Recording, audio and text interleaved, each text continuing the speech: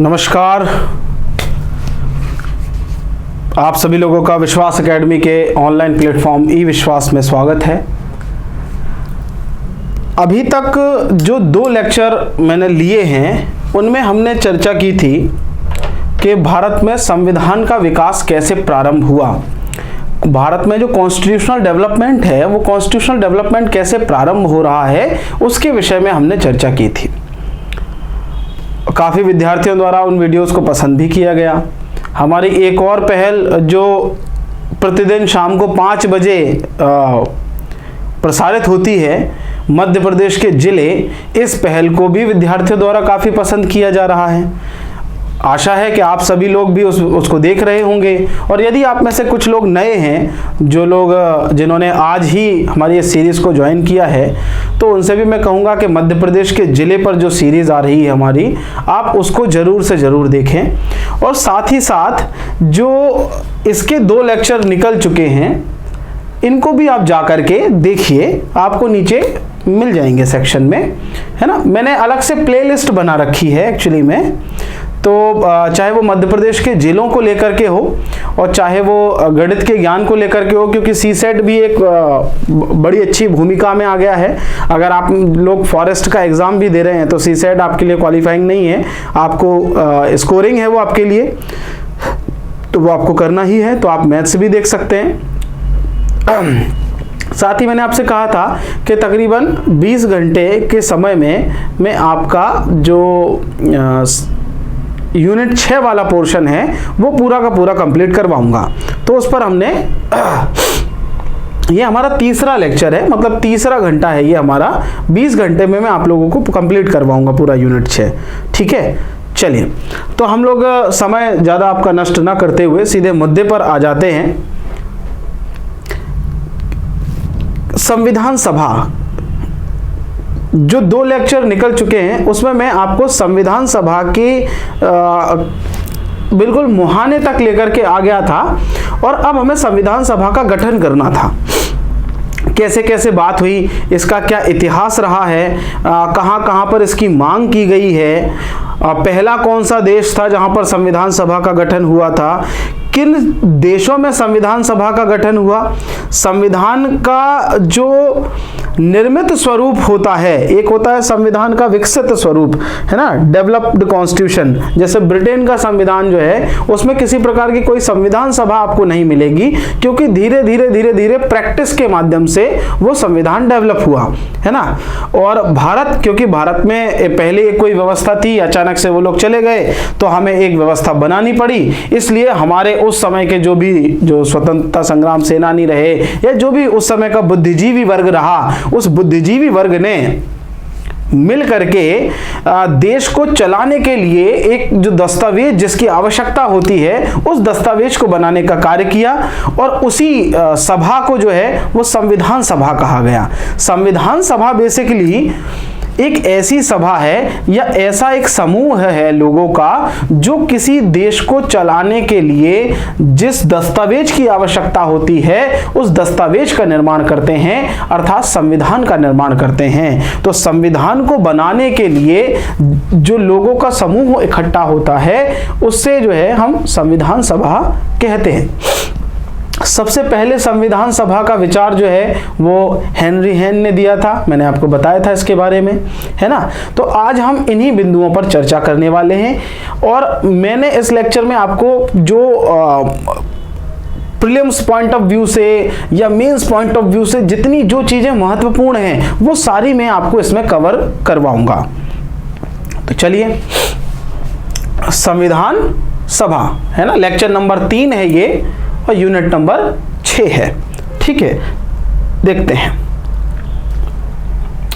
तो पहला मुद्दा यह आ जाता है कि संविधान सभा की जो मांग है वो कब से उठनी भारत में प्रारंभ हुई। संविधान सभा बनी जरूर थी, देखिए लगभग ये मान के जुलाई 1946 में चुनाव हुए थे। जुलाई 1946 में संविधान सभा के लिए चुनाव हुए थे। पर अगर हम कॉन्स्टिट्यूशनल असेंबली यानी संविधान सभा की डिमांड की बात करें, उसकी मांग की बात करें, तो सबसे पहले संविधान सभा की मांग जो है वो 1850 1985 में जो लोकमान्य बाल गंगाधर तिलक का स्वराज्य बिल आया था। कौन सा बिल? स्वराज्य बिल। इस स्वराज्य बिल में सबसे पहले संविधान सभा की जो मांग है वो रख दी गई थी। स्वराज्य बिल है ना। लोकमान्य बाल गंगाधर तिलक गरम दल के नेता थे, ठीक है। जनता में बहुत इतने ज्यादा प्रसिद्ध थे, इतने ज्यादा फेमस थे कि इनको लोकमान्य जैसा उपनाम जो है वो दिया जा रहा है। लोकमान्य, लोगों में मान्य थे ये, ठीक है। तो इन्होंने सबसे पहले जो है वो स्वराज्य विधेयक लेकर के आए थे। इन्होंने एक बात भी कही थी कि स्वराज्य मेरा जन्मसिद्ध अधिकार है ना। तो इनके ही जो स्वराज्य विधेयक था उसमें 1895 में इन्होंने संविधान सभा की पहली बार मांग रखी थी। इसके बाद क्या हुआ? 1919 का जो अधिनियम है, मैंने अभी आपको पढ़ाया था, परसों भी पढ़ाया था और कल भी इसके बारे में चर्चा की थी। तो 1919 का जो अधिनियम था इसका विरोध किया था गांधी जी ने, और गांधी जी ने एक स्टेटमेंट दिया था 1919 के अधिनियम का विरोध करते हुए, और ये कहा था कि भारतीयों के ऊपर जो शासन व्यवस्था चल रही है वो भारतीयों की इच्छा के अनुसार होनी चाहिए। मतलब भारत के ऊपर जो भी शासन होगा वो उस तरीके से शासन हो, उस सिस्टम से शासन हो जो सिस्टम भारतीयों की इच्छा के अनुसार हो। तो अब इस बात के आप मायने अगर निकालें तो ये कहीं ना कहीं यही कह रहे हैं कि भारतीयों का जो संविधान हो वो भारतीयों की इच्छा के अनुसार हो। तो इनडायरेक्ट वे में, डायरेक्ट वे में तो नहीं कही गई है, पर इनडायरेक्ट वे में संविधान सभा की डिमांड जो है वो 1919 के अधिनियम के विरोध में गांधी जी के स्टेटमेंट से भी दिखाई देती है, ठीक है। मैं आपको इतिहास बता रहा हूं कि कहां से किस किस तरीके से संविधान सभा की मांग को रखा गया। ये बात भी आप थोड़ा सा ध्यान रखेंगे। 1922 में एनी बेसेंट जो है, Annie Besant home rule league आंदोलन से जुड़ी हुई हैं। अगर आप लोगों को इसके बारे में और ज़्यादा जानकारी चाहिए, होम रूल लीग आंदोलन क्या था, एनी बेसेंट कौन थी, तो हमारे संजीव सर ने इस पे वीडियो लेक्चर के माध्यम से पढ़ाया है, और इसी यूट्यूब चैनल पर जो है वो लेक्चर जो है सुरक्षित है, आप जा करके देख सकते हैं। एनी बेसेंट के होम रूल लीग आंदोलन और लोकमान्य बाल गंगाधर तिलक के होम रूल आंदोलन, इन दोनों के बारे में डिटेल में सर के द्वारा बताया गया है। आप वो वीडियो भी जरूर जाकर के देखें, ठीक है। तो एनी बेसेंट ने जो है 1922 में 1922 में कॉन्स्टिट्यूशनल असेंबली यानी संविधान सभा की मांग जो है वो रखी थी, ठीक है। तो एक ये भी फैक्ट आपको याद रखना, देखिए प्रीलिम्स से रिलेटेड है, और कॉपी और पेन लेकर के बैठिए आप। मैंने आपसे पहले भी कहा था और आज फिर से कह रहा हूं कि आप कॉपी पेन लेकर के बैठिए और जो भी चीजें यहां पर मिल रही हैं आप उनको नोट डाउन करते हुए चलिए, ठीक है। अच्छा देखिए 1925 में एक बिल आया था, कॉमनवेल्थ ऑफ इंडिया बिल, ठीक है। इस कॉमनवेल्थ ऑफ इंडिया बिल में ये एक्चुअली में इसमें संविधान की रूपरेखा बताई गई थी कि किस तरीके का संविधान हो, तो संविधान की रूपरेखा का डिस्कशन किया गया था इसमें। और इस कॉमनवेल्थ ऑफ इंडिया बिल में भी 1925 में गांधी जी के द्वारा लाया गया था बेसिकली। तो इस बिल में भी संविधान सभा की मांग रखी गई थी। ये भी एक इंपॉर्टेंट फैक्टर है, इसको भी आप ध्यान रखेंगे। अच्छा देखिए, और जो कॉमनवेल्थ ऑफ इंडिया बिल था इसका एक आर्टिकल था, आर्टिकल नंबर 127, 127 आर्टिकल। तो इस आर्टिकल को ये बहुत इंपॉर्टेंट आर्टिकल है, इसको आप बिल्कुल ध्यान रखिएगा, क्योंकि जो समानता का अधिकार है, अभिव्यक्ति की स्वतंत्रता है, शिक्षा का अधिकार है, ऐसे तमाम अधिकारों की बात जो है वो 127 number article Commonwealth of India bill 1925 इसमें थे। और हम देखते हैं कि हमारे जब स्वतंत्रता के बाद आजाद भारत का जो संविधान बना, उस संविधान में भी इन चीजों को हमने फंडामेंटल राइट में स्थान दिया है। शिक्षा के अधिकार को तो अब ये भी जोड़ा गया है एक आर्टिकल नंबर 21 सबसेक्शन ए में, है ना, राइट टू एजुकेशन, जिसमें 6 से लेकर के 14 साल तक के बच्चों को अनिवार्य शिक्षा का अधिकार दिया गया फंडामेंटल राइट के रूप में, ठीक है। अच्छा देखिए 1928 में मोतीलाल नेहरू द्वारा मोतीलाल नेहरू की अध्यक्षता में एक समिति गठित हुई थी, और उस समिति ने अपनी एक रिपोर्ट दी थी। जिसे नेहरू रिपोर्ट के नाम से जाना जाता है। मैंने भी आपको बताया है और संजीव सर के जो लेक्चर रहे हैं हिस्ट्री के, उन लेक्चर में भी इसका डिस्कशन हुआ है ना, डिटेल डिस्कशन हुआ है उन लेक्चर में एक्चुअली में, तो आप उनको देखिएगा। 1928 की जो मोतीलाल नेहरू रिपोर्ट है, ये एक्चुअल में पहला प्रयास है भारत के संविधान को बनाने का। और ये जो रिपोर्ट है नेहरू रिपोर्ट, हमारे देश की प्रस्तावना जो है वो कहीं ना कहीं इसी रिपोर्ट से प्रभावित है। इसी रिपोर्ट के आधार पर हमारे देश के संविधान की प्रस्तावना जो है वो बनी हुई है। ठीक है, तो इसमें भी जो है वो बात कही गई थी। 1940 में, अब देखिए परिस्थितियां बदल चुकी हैं। 1940 में 1940 का जो समय है, इसमें परिस्थितियां बदल चुकी हैं। कैसे परिस्थितियां बदली हैं आप मुझे कमेंट सेक्शन में बताइएगा जरूर। 1939 में सेकेंड वर्ल्ड वॉर स्टार्ट हो जाता है भारत में, और भारत में नहीं, विश्व में। तो पूरा विश्व जो है वो दो गुटों में बट जाता है। द्वितीय विश्व युद्ध चल रहा होता है और उसी समय अंग्रेज जो है वो भारतीयों को या भारत को द्वितीय विश्व युद्ध में झोंक देते हैं, घोषणा कर देते हैं कि भारत भी है। तो भारत में कई सारे मूवमेंट चलते हैं जिसमें ये प्रदर्शित किया जाता है कि भारत अंग्रेजों के साथ नहीं है और ना ही द्वितीय विश्व युद्ध में हिस्सा ले रहा है ना। ऐसा प्रदर्शन किया जाता है भारतीयों के द्वारा, आंदोलन चलते कई सारे। तो 1940 में 1940 में ब्रिटिश सरकार जो है वो भारतीयों की जो संविधान सभा की मांग है इसे स्वीकार कर लेती है।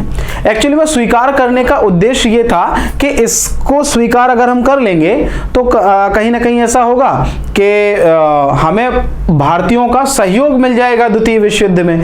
तो भारतीयों का सहयोग प्राप्त करने के उद्देश्य से इनडायरेक्टली स्वीकार कर लिया जाता है। पर उस समय हमारा जो शीर्ष नेतृत्व होता है, चाहे वो परम आदरणीय महात्मा गांधी जी हों और जो दूसरे नेता हों, उन्होंने ये मन बना लिया था इस बार कि इस बार हम अंग्रेजों के किसी भी प्रकार के झांसे में आने वाले नहीं हैं, है ना। तो वो उन्होंने अपने आंदोलन जारी रखे और भारतीयों को अपने पक्ष में मिलाने के लिए अंग्रेजों के द्वारा और भी कई सारे जो मिशन है वो भेजे गए। जैसे एक का मैं नाम आपको यहां पर देना चाहूंगा कि 1942 में क्रिप्स मिशन भारत आया और क्रिप्स मिशन में पहली बार स्पष्ट रूप से यह कहा गया कि जैसे ही द्वितीय विश्व युद्ध समाप्त होता है, सेकेंड वर्ल्ड वॉर खत्म होता है, उसके तुरंत बाद भारत में संविधान सभा का गठन कर दिया जाएगा। ये जो है क्रिप्स मिशन में अंग्रेजों के द्वारा डायरेक्ट ये बात मान ली गई कि संविधान सभा का गठन जो है वो तुरंत कर दिया जाएगा। कब कर दिया जाएगा? जैसे ही सेकेंड वर्ल्ड वॉर खत्म होता है। तो जैसे ही सेकेंड वर्ल्ड वॉर खत्म होगा, तुरंत के तुरंत जो है वो संविधान सभा का गठन कर दिया जाएगा। उसका प्रावधान जो है वो इसमें कर दिया गया। हुआ भी यही साहब। जैसे ही सेकेंड वर्ल्ड वॉर खत्म हुआ तो 1946 में कैबिनेट मिशन प्रस्ताव जो है वो भारत आता है और उसमें यह प्रावधान कर दिया जाता है कि अब भारत में संविधान सभा का गठन होगा। ठीक है, 1946 के कैबिनेट मिशन से प्रस्ताव कर दिया गया। तो देखते हैं हम कैसे संविधान सभा गठित हुई। देखिए, कैबिनेट मिशन प्लान के तहत संविधान सभा का गठन किया गया और कुछ एक बिंदु जो है इसमें बहुत विचारणीय है, उन पे बहुत अपने को गौर करना होगा। कैबिनेट मिशन प्रस्ताव के तहत जुलाई 1946 में चुनाव हुए। कब हुए चुनाव? जुलाई 1946 में। ठीक है, तो चुनाव जो हुए तो इन चुनाव में जो है वो ये आधार रखा गया कि प्रत्येक 10 लाख की जनसंख्या पर एक सीट जो है वो रहेगी, है ना। संविधान सभा के लिए चुनाव हुए हैं, ध्यान रखिएगा। काय के लिए चुनाव हुए हैं?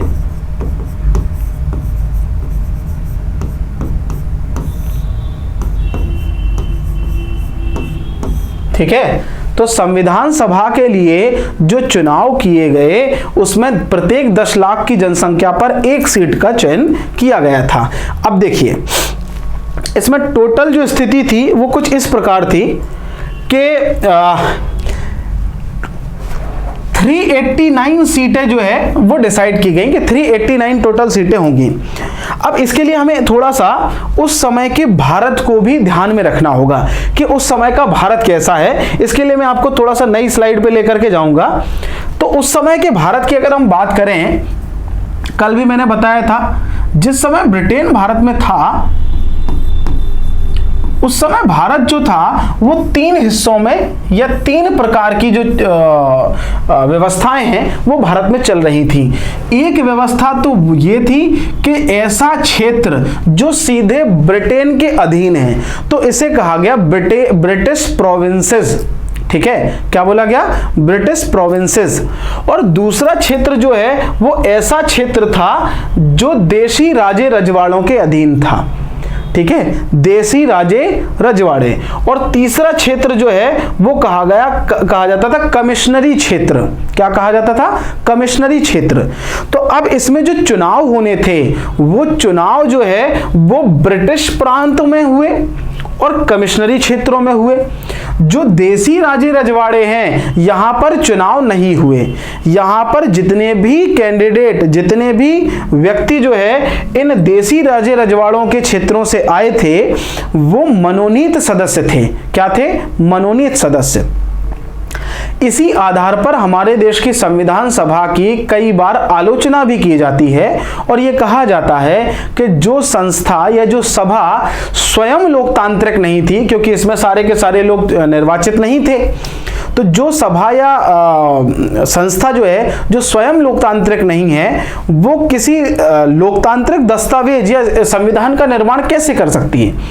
क्योंकि अच्छा, दूसरी बात क्या है, जो जिन लोगों का चुनाव हुआ था, चाहे वो देसी राजे आपके ब्रिटिश प्रोविंसेस से हों और चाहे वो आपके कमिश्नरी क्षेत्रों से हों, जिन लोगों का चुनाव हुआ था उनका चुनाव भी सार्वभौमिक वयस्क मताधिकार से नहीं हुआ था, जो यूनिवर्सल वोटिंग सिस्टम होता है उससे नहीं हुआ था, है ना। कुछ ही लोगों को वोट देने का अधिकार था, है ना। सेलेक्टिव वोटिंग राइट्स थे, कुछ ही लोगों को वोट देने के अधिकार दिए गए। तो इस कारण से जो है वो संविधान सभा की आलोचना भी की जाती है। मैं आखिरी के स्लाइड में आपको उसके बारे में भी बताऊंगा कि किन किन आधार पे हम संविधान सभा की आलोचना कर सकते हैं, क्योंकि कई बार मुख्य परीक्षा में ये प्रश्न पूछ लिया जाता है कि क्या जो संविधान बनाया गया, तो जिस सभा के द्वारा बनाया गया वो वास्तविकता में लोकतांत्रिक सभा थी या जो भारतीय जनमानस है उस जनमानस का वास्तविक रूप से वो प्रतिनिधित्व कर रही थी।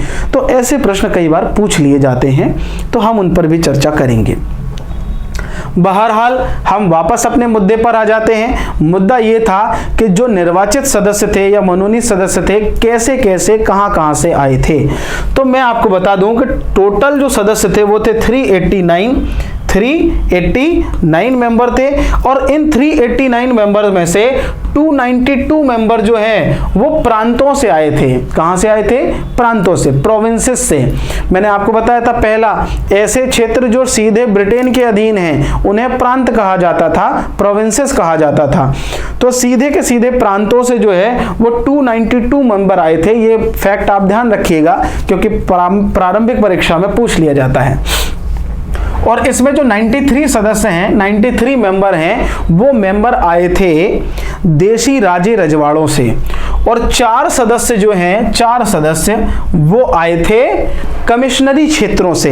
ऐसे क्षेत्र जो भारत की मुख्य भूमि से दूर हैं या ऐसे क्षेत्र जहां पर प्रशासक काम करता है, कमिश्नरी क्षेत्र कहा जाता है। अगर वर्तमान के संदर्भ में हम उनको देखें तो हम यूनियन टेरिटरी, जो केंद्र शासित प्रदेश होते हैं, उस संदर्भ में इनको ले सकते हैं, है ना। मैंने बोला ले सकते हैं, कुछ डिफरेंसेस भी हैं, वो उसी समय में बताऊंगा जिस समय में इन विषयों को, इस यूनियन टेरिटरी के बारे में पढ़ा रहा हूँगा।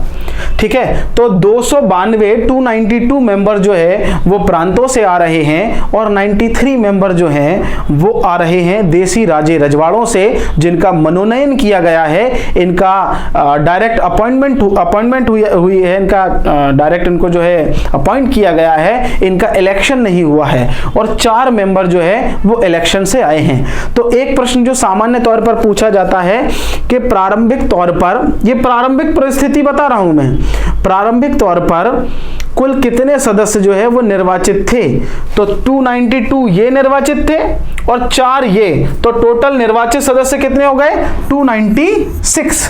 देखो यहीं से पूरी कहानी स्टार्ट हो रही है। टोटल निर्वाचित सदस्य जो है वो है 296।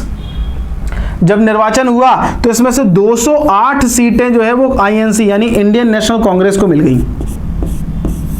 ठीक है, इंडियन नेशनल कांग्रेस। अच्छा, इस समय तक जो मुस्लिम लीग है उसने भी निर्वाचन में भाग लिया है। मुस्लिम लीग अभी उसने बाइकॉट नहीं किया है पूरी तरह से, उसने भी इलेक्शन में भाग लिया है। तो मुस्लिम लीग को जो सीटें मिली वो मिली 73 सीटें।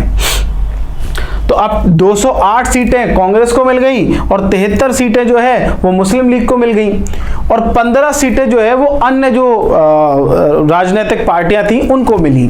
ठीक है, ये संविधान सभा के निर्वाचन की बात कर रहा हूं।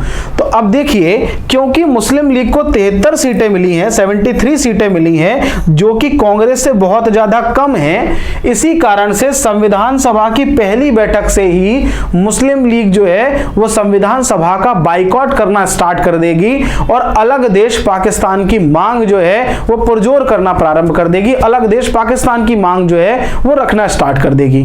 तो ये बात भी आपको ध्यान रखनी है, क्योंकि मुस्लिम लीग को 73 सीटें मिली थी जो कांग्रेस की 208 के मुकाबले बहुत कम थी। इसी कारण से जो है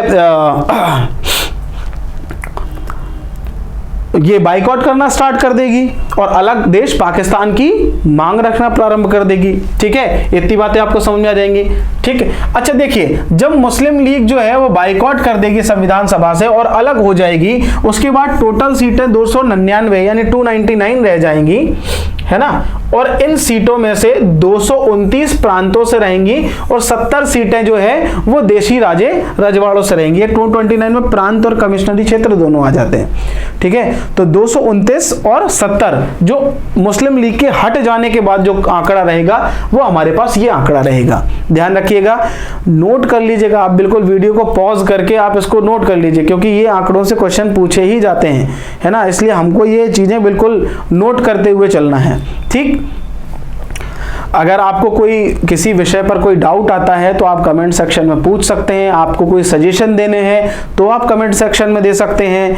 अगर आपको ये जितना भी पढ़ाया जा रहा है इसके नोट्स चाहिए है और करंट अफेयर्स चाहिए डेली का, तो हमारे टेलीग्राम चैनल को आप जरूर ज्वाइन कर लें। नीचे डिस्क्रिप्शन में लिंक दी गई है, बिल्कुल आप उसको ज्वाइन कर लें।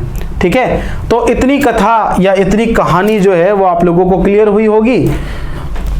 आप मुझे कमेंट सेक्शन में बता दीजिए, हम लोग आगे बढ़ जाते हैं।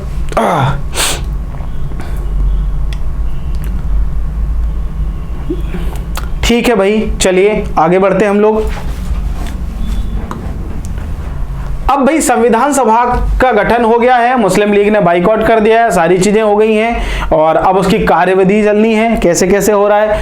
तो देखिए, पहली बैठक जो संविधान सभा की हो रही है वो हो रही है 9 दिसंबर 1946 को, 1946 को। 9 दिसंबर 1946 को संविधान सभा की पहली बैठक होती है और संविधान सभा में जो सबसे बुजुर्ग सदस्य होते हैं, सबसे अनुभव वाले सदस्य होते हैं, उन्हें मतलब सच्चिदानंद सिन्हा उनका नाम है, उन्हें जो है वो संविधान सभा का अध्यक्ष बना दिया जाता है। टेबल ठोक करके बिल्कुल सारे लोग समर्थन करते हैं कि हाँ भाई इनको अध्यक्ष बना दिया जाए। ये अस्थायी अध्यक्ष के रूप में रहते हैं। इनका काम यही होता है कि जो स्थायी अध्यक्ष है उसका चुनाव करवाना है। तो पूरे 2 दिन तक ये अस्थायी अध्यक्ष के पद पर रहते हैं। 2 दिन बाद जब संविधान सभा की दूसरी बैठक होती है, 11 दिसंबर 1946 का दिन है, उस दिन 2 महत्वपूर्ण पद जो है वो दिए जाते हैं। एक तो राजेंद्र प्रसाद को, बिहार के राजेंद्र बाबू हैं, तो डॉक्टर राजेंद्र प्रसाद को जो है वो हमारे देश की संविधान सभा कॉन्स्टिट्यूशनल असेंबली का स्थायी अध्यक्ष नियुक्त कर दिया जाता है, बना दिया जाता है। और एक संवैधानिक सलाहकार जो है वो बी.एन. राव साहब जो हैं उनको संविधान सभा का संवैधानिक सलाहकार बना दिया जाता है। ठीक है, तो ये दो बैठकें जो है वो आपको बहुत महत्वपूर्ण है, बहुत आपको याद रखनी है प्रॉपर तरीके से। 13 दिसंबर 1946 का दिन है, देखो दो दो दिन के गैप पे हो रही है, 9, 11, 13, ठीक है। पहले दिन सच्चिदानंद सिन्हा, दूसरे दिन राजेंद्र प्रसाद और BN राव, और तीसरा जो बैठक है 13 दिसंबर 1946। ये बैठक इसलिए महत्वपूर्ण है क्योंकि इस बैठक के दिन जवाहरलाल नेहरू जो है वो उद्देश्य प्रस्ताव लेकर के आए थे, ऑब्जेक्टिव रेजोल्यूशन लेकर के आए थे, और इस उद्देश्य प्रस्ताव में ही ये बताया गया था कि कैसे कैसे हम काम करेंगे और हमारे देश का संविधान जो होगा वो कैसा बनेगा। एक्चुअली में ये उद्देश्य प्रस्ताव जो था, ये उद्देश्य प्रस्ताव ही बाद में जाकर के जब संविधान पूरा बन गया तो संविधान की प्रस्तावना बना, है ना, संविधान की प्रस्तावना बना।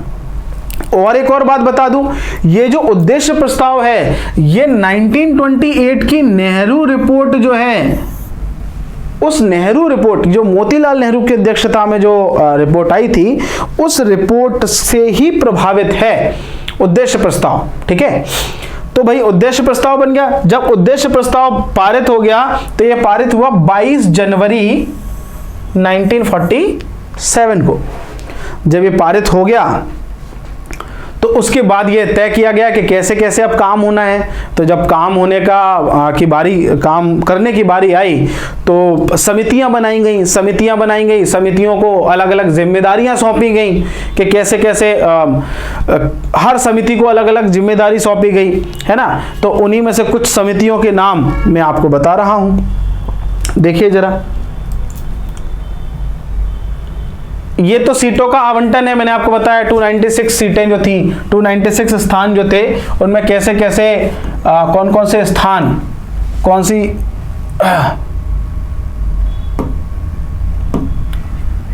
है ना, किस पार्टी को कौन सा स्थान मिला है। जैसे मैंने बताया था कांग्रेस को 208 सीटें मिली थी, मुस्लिम लीग को 73 सीटें मिली थी, एक यूनियनिस्ट पार्टी थी उसको 1 सीट मिली थी। इसके अलावा हम अगर देखें तो एक पार्टी थी कम्युनिस्ट पार्टी है, और एक स्वतंत्र जो लोग हैं जिसे अन्य कहेंगे हम, वो 8 सीटें थी टोटल। अनुसूचित जाति परिसंघ को 1 सीट मिली थी, कृषक प्रजा पार्टी जो है उसको 1 सीट मिली थी। तो ये आपको नोट्स के माध्यम से मिल जाएंगे, तो आप देख लीजिएगा उनको। बैठक के बारे में मैंने आपको बता दिया है। 13 दिसंबर को ऐतिहासिक उद्देश्य प्रस्ताव जो है वो प्रस्तुत किया गया। अच्छा, जब उद्देश्य प्रस्ताव को भारत के संविधान की उद्देशिका बनाया गया तो उसकी भाषा जो है वो ऑस्ट्रेलिया से ली गई है, ये फैक्ट आप याद रखिएगा, ठीक है। समितियां बनेंगे, तो अब देखिए एक समिति है नियम समिति, इसके अध्यक्ष कौन है, डॉक्टर राजेंद्र प्रसाद है।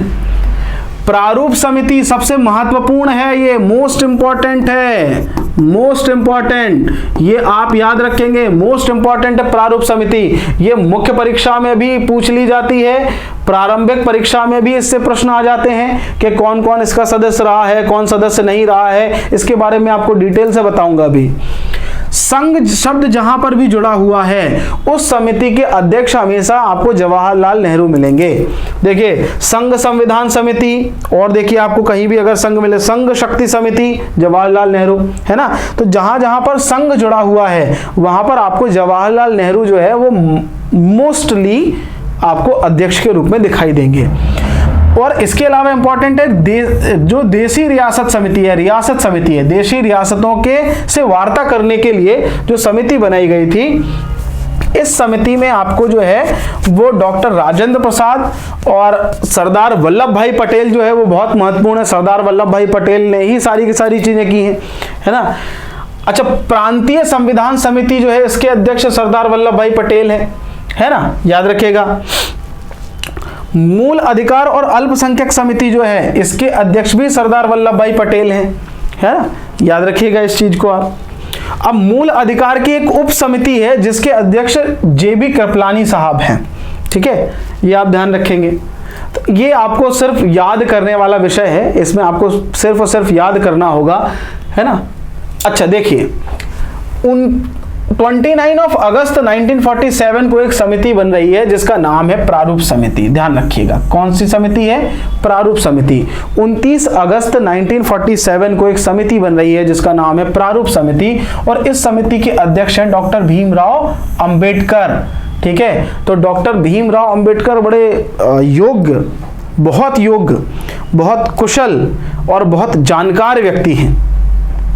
डॉक्टर भीमराव अंबेडकर जितना पढ़ा लिखा व्यक्ति उस समय भी नहीं था और इस समय भी नहीं है, आप ये मान के चलिए, बहुत योग्य व्यक्ति थे।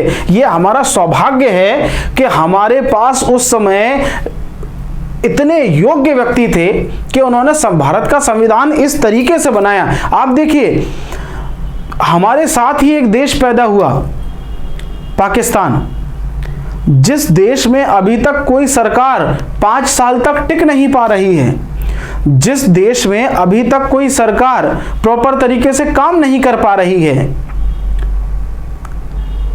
कंगाली के कगार पर पहुंच गया, पर उसी देश के साथ में एक देश पैदा हुआ, भारत, जिसमें पाकिस्तान से कई गुना ज्यादा जनसंख्या है, जिसमें पाकिस्तान से कई गुना ज्यादा विविधता है, जिसमें पाकिस्तान से कई गुना ज्यादा यूं कहूंगा कि भाषाएं, जाति व्यवस्था हो या बहुत सारी चीजें हैं। पर देखिए आप, ये भारत का सौभाग्य है कि उस समय भारत को संविधान निर्माता जो है वो इतने योग्य और कुशल लोग मिले कि उन्होंने ऐसा बेहतरीन संविधान बना दिया जो आज तक अबाध्य रूप से चल रहा है। यदि 1975 के कुछ समय जो कालखंड है उसको हटा दिया जाए तो भारतीय लोकतंत्र के ऊपर एक भी दाग नहीं है, एक भी धब्बा नहीं है। भारतीय लोकतंत्र अबाध्य रूप से चल रहा है, अबाध्य रूप से संचालित हो रहा है, और भारत का संविधान एक जीवंत दस्तावेज की तरह जो है वो कार्य कर रहा है। आर्टिकल नंबर 368 भारत के संविधान की वो खिड़की है, संवैधानिक संशोधन जिसके माध्यम से होते हैं वो खिड़की है, जिसके माध्यम से जो समाज में ताजा हवा चल रही होती है वो ताजा हवा लगातार भारतीय संविधान के भीतर प्रवेश करती रहती है। और आप देखिए, ये संविधान अपने आप को अपडेट करता है, जैसे एक जीवित व्यक्ति अपने आप को अपडेट करता है। आप प्रतिदिन अपडेट हो रहे हैं, मैं प्रतिदिन अपडेट हो रहा हूं, हम सब प्रतिदिन अपडेट हो रहे हैं, हम प्रतिदिन कुछ ना कुछ सीख रहे हैं, और ऐसे ही हमारा संविधान भी लगातार कुछ ना कुछ सीख रहा है, लगातार उसमें संशोधन हो रहे हैं। तो ये हमारे देश का, हमारा, हम सब का ये सौभाग्य है कि हमारे पास उस समय इतने योग्य व्यक्ति थे, इतने कुशल व्यक्ति थे, जिन्होंने इतनी दूरदर्शिता के साथ हमारा संविधान बनाया कि आज तक वो अबाध्य रूप से चल रहा है और आगे भी अबाध्य रूप से चलता रहेगा। पर्याप्त स्वतंत्रताएं हैं, बड़ा गौरवान्वित महसूस होता है कि हमें ईश्वर ने इस देश में जन्म दिया। चलिए हम वापस अपने मुद्दे पर आते हैं। तो डॉक्टर भीमराव अंबेडकर जो है वो प्रारूप समिति के अध्यक्ष बने, और प्रारूप समिति जो है वो सबसे ज्यादा महत्वपूर्ण समिति है इस पूरे जितनी भी समितियां हैं उनमें। तो इनके सदस्यों की अगर मैं बात करूं तो अध्यक्ष के बारे में आपको बता चुका हूं। एक सदस्य Alladi Krishnaswamy Iyer, KM. Munshi, Mohammad Sadulla, N. Gopal Swami Iyer, BL. मित्र। देखिए, बी.एल. मित्र साहब जो है वो बीमार हो गए थे, तो इनके स्थान पर एन. माधव राव साहब आए थे बाद में, ठीक है। और डी.पी. खेतान जो है उनकी मृत्यु हो गई थी। उनकी मृत्यु के बाद कृष्णामाचारी साहब जो है वो इस समिति में शामिल हुए थे। तो ये दो नाम जो है वो आपको याद रखने हैं, एक नाम ये और दूसरा नाम ये, ठीक है, क्योंकि इन लोगों, मतलब ये बीच में हट गए, एक बीमारी के कारण हट गए और एक की मृत्यु हो गई, उसके कारण से दो नए सदस्य जुड़े। तो ऐसा प्रश्न भी कई बार पूछ लिया जाता है कि किसकी मृत्यु के बाद या किसके बीमार हो जाने के बाद किसने, कौन शामिल हुआ था प्रारूप समिति में। तो इस वजह से ये पॉइंट इंपॉर्टेंट है। अच्छा, BN राव साहब जो हैं, जो संविधान सभा के सलाहकार थे, इन्होंने सबसे पहले एक प्रारूप तैयार किया था अक्टूबर 1947 में। संविधान का एक ड्राफ्ट तैयार किया था, इसे ड्राफ्टिंग कमेटी भी कहा जाता है ना अंग्रेजी में। तो एक ड्राफ्ट तैयार किया था। इस ड्राफ्ट में 243 आर्टिकल थे और 13 अनुसूचियां थी, पर इस ड्राफ्ट को स्वीकार नहीं किया गया। फिर दोबारा फिर उन्होंने ड्राफ्ट पेश किया, ठीक है। और जो संविधान सभा का जो बेसिक बड़ा प्रारूप जो है वो 21 फरवरी 1948 को जो है वो अध्यक्ष के सामने पेश हुआ था, है ना। और अक्टूबर 1948 में जो है वो इसे दोबारा पेश किया गया था। एक कुछ एडिशनल फैक्ट है, हालांकि इनसे प्रश्न नहीं बनते हैं, है ना। प्रश्न जो है आपको नाम यहाँ के याद रखने हैं। BN राव साहब का नाम याद रखना है, जो अध्यक्ष मैंने बताया उनके नाम याद रखने हैं, जो कार्यवाही मैंने बताई थी वो याद रखना है, कितने सदस्य थे वो याद रखना है ना, कितने निर्वाचित थे, कितने मनोनीत थे, इस तरीके की चीजें आपको याद रखनी है। आगे देखते हैं, जो प्रारूप समिति है, जो संविधान का जो प्रारूप है, इसके कई बार जो है इस पर चर्चा की गई। बेसिकली इस पर बड़े रूप से अगर हम देखें तो 3 बार जो है चर्चा की गई। इसका 3 वाचन हुए। प्रथम वाचन, ठीक है, फिर उसमें जो जो चीजें संशोधन थे वो स्वीकार किए गए। सबसे ज्यादा देर तक चलने वाला जो इसका वाचन था वो तो दूसरा वाचन, है ना। 3 बार इसको पढ़ा गया बेसिकली। तो दूसरा वाला जो वाचन था वो सबसे लंबे समय तक चला। और जो तीसरा वाचन था उसमें जो ग्रामेटिकल मिस्टेक्स थी, जो शब्दों के कुछ शब्द अगर क्लिष्ट है या कोई शब्द अनावश्यक रूप से वहां पर लिख दिया गया है, किसी शब्द का गलत मतलब अगर निकल रहा हो, या कहीं पर ऐसी स्थिति निर्मित हो रही हो कि किसी एक शब्द की वजह से कोई बहुत बड़ा विवाद उत्पन्न हो सकता हो, तो ऐसे शब्दों को हटाया गया तीसरे वाचन में। और ऐसे करके कुल मिलाकर के 2 वर्ष 11 माह और 18 दिन के बाद, कितने वर्ष? 2 वर्ष 11 माह और 18 दिन के बाद वो दिन आया। कौन सा दिन? 26 नवंबर 1949 का दिन, जिस दिन हमारे संविधान को प्रॉपर तरीके से स्वीकृति मिली, है ना। तो जब 26 नवंबर 1949, ये तारीख भारत के संविधान की प्रस्तावना में भी मेंशन है, ठीक है। तो 26 नवंबर 1949 का जो दिन था, इस दिन जो है वो संविधान सभा ने पूरी तरह से संविधान को अंतिम रूप से स्वीकार कर लिया। जिस समय इसे अंतिम रूप से स्वीकार किया गया उस समय 284 सदस्यों ने इस पर अपने हस्ताक्षर किए। 284 सदस्य जो है उन्होंने इस पर हस्ताक्षर किए। जिस समय ये संविधान पे हस्ताक्षर हुए थे और पूरी तरह से स्वीकार किया गया था, उस समय संविधान में 22 भाग थे, 395 अनुच्छेद थे और 8 अनुसूचियां थी, ठीक है। 22 भाग, 395 आर्टिकल और 8 अनुसूचियां। अभी अनुसूचियों की संख्या अगर हम देखें तो 12 हो चुकी है। 4 अनुसूचियां उसके बाद इसमें और जुड़ गई, है ना। उन पर भी हम चर्चा करेंगे। जब हम संविधान संशोधन वाला हिस्सा पढ़ेंगे तो हम उसमें आपको ये बताएंगे कि कैसे कैसे समय समय पर इसमें संशोधन हुए और कौन कौन सी नई नई चीजें इसमें जुड़ी। जैसे 9वीं अनुसूची जुड़ी, पहले ही संविधान संशोधन से जुड़ गई थी। फिर 10वीं अनुसूची दल बदल से संबंधित है ना। फिर 11वीं और 12वीं अनुसूची जुड़ी 73वें और 74वें संविधान संशोधन से। तो इस प्रकार से इसमें जो है वो समय समय पर संशोधन भी होते रहे। आगे हम देखें कुछ विविध तथ्य, कुछ फैक्ट जो है उस पर चर्चा कर लें हम इससे रिलेटेड। संविधान को बनाने में कुल 2 वर्ष 11 माह और 18 दिन का समय लगा था। 11 अधिवेशन हुए थे टोटल। कितने अधिवेशन हुए थे? 11 अधिवेशन। 11 अधिवेशन में जो है वो संविधान बना था। संविधान के प्रारूप पर 114 दिन तक चर्चा होती रही। 114 दिन तक जो है इसके उस पर चर्चा हुई, है ना। और जब संविधान 26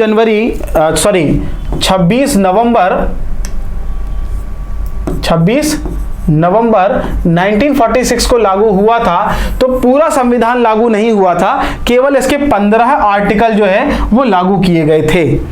कुल 15 आर्टिकल जो है वो 26 नवंबर 1946 को लागू किए गए थे और शेष पूरा का पूरा संविधान जो है वो 26 जनवरी 1950 को लागू हुआ था। तो ये 2 महीने तक का इंतजार क्यों किया गया, इसके बारे में इतिहास के व्याख्यान में इतिहास के व्याख्यान में भी आपको बताया गया होगा, पर मैं आपको बता दूं क्योंकि 26 जनवरी का जो दिन था वो इतिहास में बहुत इंपॉर्टेंट दिन था, क्योंकि इस दिन जो है शायद एक अधिवेशन हुआ था और उस अधिवेशन में पाकिस्तान में जगह कराची या लाहौर अधिवेशन था, मैं एग्जैक्टली रिकॉल नहीं कर पा रहा हूं, आप इतिहास के लेक्चर में उसको पढ़ेंगे। तो इस अधिवेशन में ये शपथ ली गई थी, स्वतंत्रता दिवस के रूप में इसको मनाया गया था 26 जनवरी को।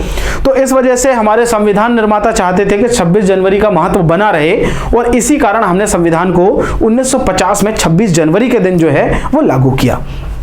ठीक है, जो 15 आर्टिकल 26 नवंबर 1949 को लागू किए गए थे, 49 है यहाँ पर, 1949 को लागू किए गए थे, उनमें से आर्टिकल नंबर 5, 6, 7, 8, 9, 60, 324, 366, ये पूरी एक लिस्ट जो है वो 15 के 15 आर्टिकल की मैंने आपको दे रखी है। ये आपको टेलीग्राम चैनल पर मिल जाएगी, आप टेलीग्राम चैनल ज्वाइन कर लीजिएगा तो ये पूरा का पूरा PDF आपको वहां पर उपलब्ध हो जाएगा। ठीक है, लागू कर देगा। शेष 26 जनवरी 1950 को किया गया था। संविधान सभा की अंतिम बैठक जो थी वो 24 जनवरी 1950 को हुई थी और उसी दिन संविधान सभा के अध्यक्ष डॉक्टर राजेंद्र प्रसाद को भारत का राष्ट्रपति नियुक्त कर दिया गया था। अंतरिम गवर्नमेंट एक्चुअली में बनाई गई थी, इंटरिम गवर्नमेंट, तो उसमें भारत का राष्ट्रपति जो है वो डॉक्टर राजेंद्र प्रसाद को बना दिया गया था। और इसी कारण से आप देखेंगे कि डॉक्टर राजेंद्र प्रसाद जो है वो 12 साल तक भारत के राष्ट्रपति रहते हैं, है ना। चलिए, ये चीजें हो गई। अब एक और पॉइंट है जो बहुत इंपॉर्टेंट है, बहुत ज्यादा महत्वपूर्ण है कि संविधान सभा में कुल कितनी महिलाएं थी। तो देखिए, संविधान सभा में टोटल महिलाओं की संख्या जो थी वो 15 थी। इसके बारे में मैंने आपको एक एक जो सदस्य हैं उनके बारे में मैंने आपको यहाँ पर दिया हुआ है, ये आपको PDF टेलीग्राम चैनल पर मिल जाएगा, इसलिए आपको टेंशन लेने की आवश्यकता है नहीं। ठीक है, तो कौन कौन थी? दुर्गाबाई देशमुख, राजकुमारी अमृत कौर, हंसा मेहता, बेगम एजाज रसूल, अम्मू स्वामीनाथन, सुचेता कृपलानी, रेणुका रे, पूर्णिमा बनर्जी, लीला राय, मालती चौधरी, ऐसी 15 महिलाएं जो है वो उस समय भारतीय संविधान सभा में मौजूद थी, है ना। संविधान सभा द्वारा 22 जुलाई 1947 को राष्ट्रीय ध्वज को अपनाया गया था। 24 जनवरी 1950 को राष्ट्रगान और राष्ट्रीय गीत को अपनाया गया और 1949 में ही राष्ट्रमंडल में की सदस्यता जो है, कॉमनवेल्थ की सदस्यता भारत ने ग्रहण की। कॉमनवेल्थ या राष्ट्रमंडल जो है वो उन देशों का समूह होता है जिन पर कभी ब्रिटेन का आधिपत्य रहा। ठीक है, अब आखिरी में मैंने आपको बताया था कि मैं आपको बताऊंगा कि संविधान सभा की आलोचना किन किन बिंदुओं पर की जाती है। तो देखिए, संविधान सभा की आलोचना के जो बिंदु हैं वो कुछ इस प्रकार हैं। संविधान सभा की आलोचना जो है वो इसका एक आधार ये भी रहता है कि इसमें हिंदुओं का प्रभुत्व था। तो देखिए भाई, अब क्योंकि बहुसंख्यक जनसंख्या ही यही है, बहुसंख्यक जनसंख्या ही हिंदुओं की है, तो जाहिर सी बात है कि प्रतिनिधित्व रहेगा, है ना। अच्छा, कुछ लोगों का ऐसा भी कहना है कि ये केवल वकील और राजनीतिज्ञों का जो है समूह बनकर के रह गया था। मैक्सिमम लोग जो थे वो वकील थे। ठीक है, इस आधार पे भी एक आलोचना का आधार ये भी रहता है कि भाई उस समय केवल कांग्रेस पार्टी का ही प्रभुत्व था इसमें, तो केवल कांग्रेस पार्टी के द्वारा ही बनाया गया। ठीक है, दूसरा क्या है, आवश्यकता से अधिक समय ले लिया, 2 वर्ष 11 माह और 18 दिन, है ना। दूसरा, यह संप्रभु निकाय नहीं है। संप्रभु निकाय क्यों नहीं है? मैंने आपको बताया क्योंकि इसमें जो मनोनीत सदस्य थे वो भी थे प्रॉपर तरीके से, है ना। प्रतिनिधि निकाय नहीं है, जनता के प्रतिनिधियों का निकाय नहीं है। इन कुछ आधारों पर संविधान सभा की जो है वो आलोचना भी की जाती है। ठीक है, कुछ सदस्य हैं जिनके बारे में बता दूं, राम मनोहर लोहिया, अशोक मेहता, पीडी टंडन, कमला देवी, जयप्रकाश नारायण, ये संविधान सभा का हिस्सा नहीं थे। ठीक है, इन्होंने संविधान सभा का हिस्सा बनने से इनकार कर दिया था। तो ये लोग क्योंकि ये बहुत फेमस नाम है, कई बार क्वेश्चन आ जाता है कि ये निम्नलिखित में से कौन संविधान सभा का हिस्सा नहीं था या संविधान सभा का सदस्य नहीं था, तो आप उस हिसाब से ध्यान रखेंगे। तो ठीक है विद्यार्थियों, आज हमारा जो लेक्चर रहा है उसमें मैंने आपको पूरी संविधान सभा जो है वो कवर करवाई है, और जो आगे आने वाले लेक्चर हैं उनमें मैं आपको और क्रमबद्ध तरीके से जो जो चीज़ें आएंगी वो सारी की सारी चीज़ें कवर करवाते हुए चलूँगा। ठीक है, तो बस यहीं पर हम समाप्त करते हैं। आशा करते हैं आप लोगों को सारी चीज़ें समझ में आई होंगी। यदि किसी प्रकार की कोई दिक्कत आती है, कोई सजेशन है, कोई समस्या है, तो आप हमें कमेंट बॉक्स में या नीचे दिए गए मेरे कॉन्टैक्ट नंबर पर डायरेक्ट भी फ़ोन कर सकते हैं। हम आपकी उन समस्याओं को जो है संज्ञान में लेंगे, और हमारी पूरी टीम जो है वो पूरी तरह से डेडिकेटेड है आपके लिए, आपकी सफलता के लिए। धन्यवाद। जय हिंद।